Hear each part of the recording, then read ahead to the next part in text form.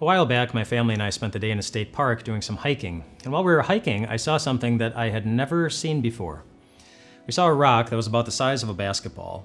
And on the top of the rock, out of the middle of it, was a plant that was growing out of the rock, which looked really unusual. And the roots for the plant were underneath the rock. And I thought, boy, it must have taken a long time to get there, because this plant would have grown up out of the ground. It would have, hit its head on the rock in a sense, but it didn't give up.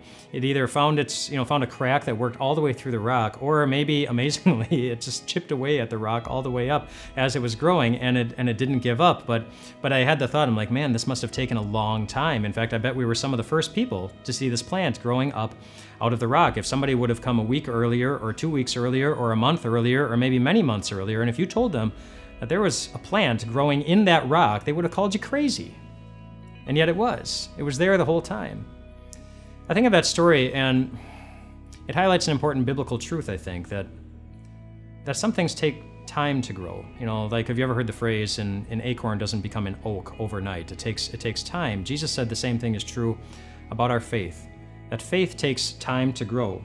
Or in Mark chapter 4, he talks about a head of grain in the same way. He says, "This is what the kingdom of God is like. A man scatters seed on the ground, night and day. Whether he sleeps or gets up, the seed sprouts and grows, though he doesn't know how. All by itself, the soil produces grain, first the stalk, then the head, then the full kernel in the head." In other words, there is progression, there's growth, and that growth doesn't happen quickly. And that's important to keep in mind in really two areas. Firstly, it's important to keep in mind when you're thinking about the faith of other Christians. Don't expect young kids or teenagers to act like grown adults all the time. Don't expect new Christians to always act like mature Christians. Don't expect mature Christians to always act like perfect Christians. Every Christian's faith needs to grow, and we need to be patient as it grows. Secondly, it's important to keep in mind when it comes to your faith. If you're like me, then sometimes you can get kind of frustrated with your faith. Instead of being strong and courageous, sometimes we get afraid. Instead of facing death with confidence, sometimes we feel really timid. And that's because our faith is never perfect either. It needs to grow, and you can be patient with yourself because Jesus is. You just think about his disciples and how far they were from being the perfect Christians during the weekend on which he died.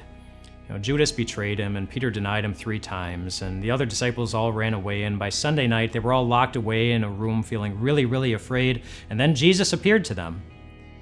And he didn't say, "Man, I am so done with your puny faith." The first word out of his mouth was the word peace.